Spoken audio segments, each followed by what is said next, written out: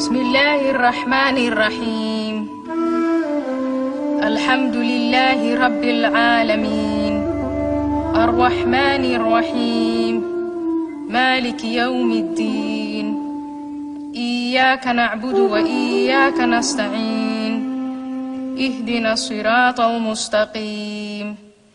Siratal ladzina an'amta 'alaihim غير المغضوب عليهم ولا الضالين آمين. O Allah, as I lie here wounded, my spirit broken, I hear in my head the judge's voice as he pronounces me guilty. The sentence I have to serve is in your words. The woman and the man guilty of adultery or fornication, flog each of them with 100 stripes.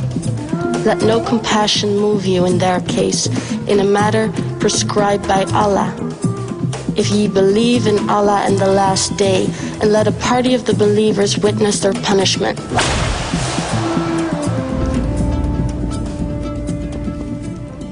Two years ago, on a sunny day, while at the souk, my eyes were caught by those of Rahman, the most handsome man I have ever met. After that day, I couldn't help but notice his presence whenever I went to the marketplace, and I was thrilled when I learned that his appearance at the bazaar was not a coincidence. One day, he suggested we meet in secret, and I said yes. And as the months went by, our relationship deepened. What is more, out of our love, a new life started to grow. Our happiness did not go unnoticed, and before long, envious eyes gave way to malicious tongues. Let's ignore these people, Rahman and I said to each other, and trust in Allah's mercy. Naive, young, and in love perhaps. But we thought your holiness was on our side. Rahman and I shared affection and trust and a deep respect for each other. How could Allah disapprove? Why would he?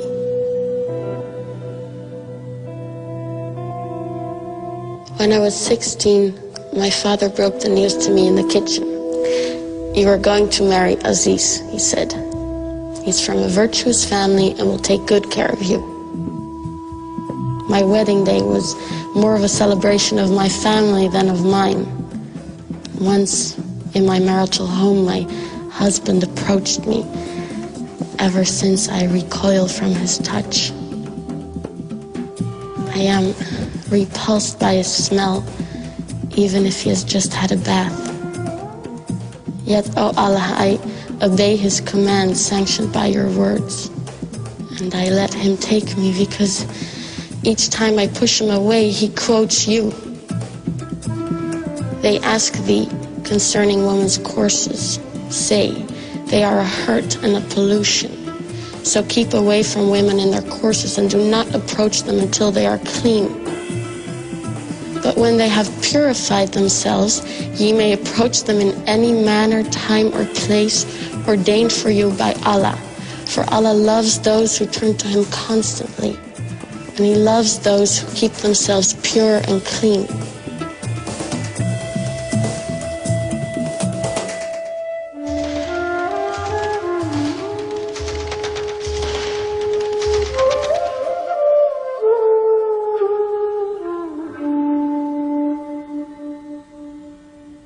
O Allah, Most High, You say that men are the protectors and maintainers of women because you have given the one more strength than the other. I feel at least once a week the strength of my husband's fist on my face.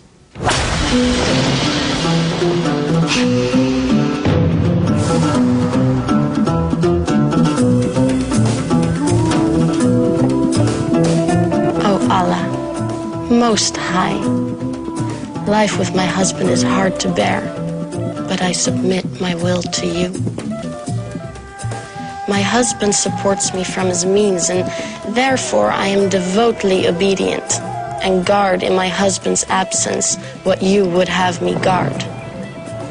But my husband, maintainer and protector, fears disloyalty and ill conduct on my part. He accuses me of being ungrateful to him. He always finds a reason to doubt my loyalty to him. And after a series of threats and warnings, he starts to beat me.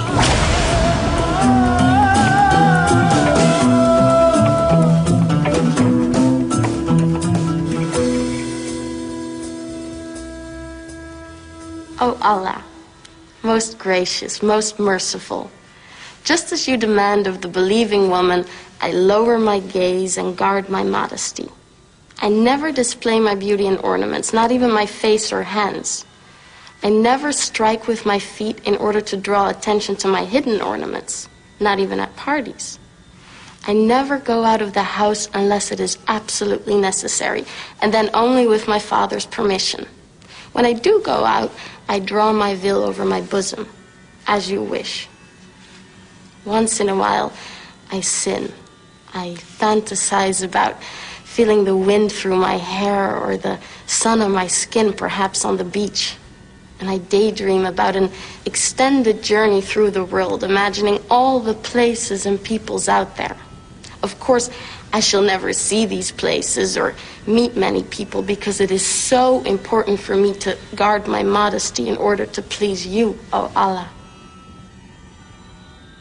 So, I cheerfully do as you say and cover my body from head to toe, except while I'm in the house with family members only. Generally, I'm really happy with my life.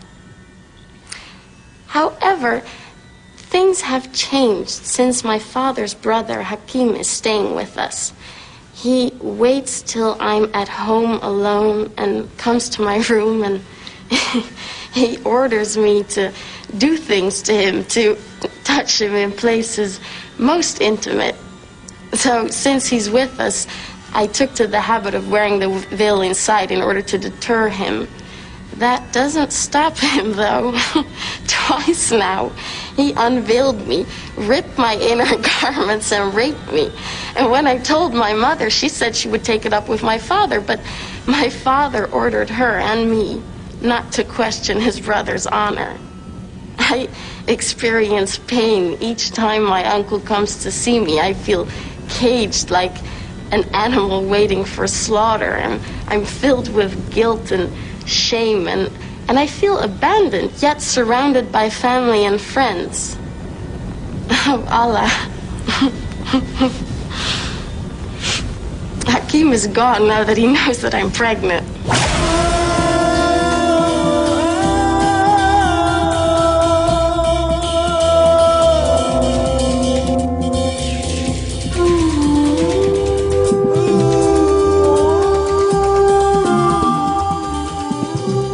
The verdict that has killed my faith and love is in your holy book. Faith in you, submission to you, feels like self-betrayal. Oh Allah, giver and taker of life, you admonish all who believe to turn towards you in order to attain bliss. I have done nothing my whole life but turn to you.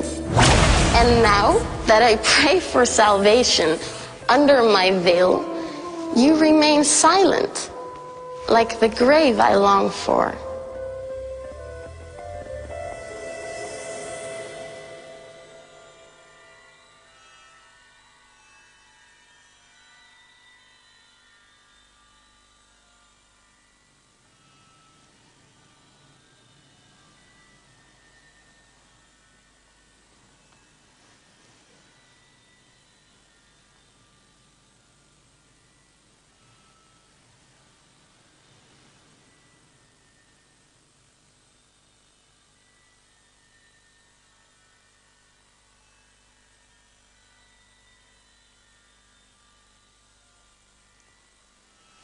Assalamualaikum warahmatullah.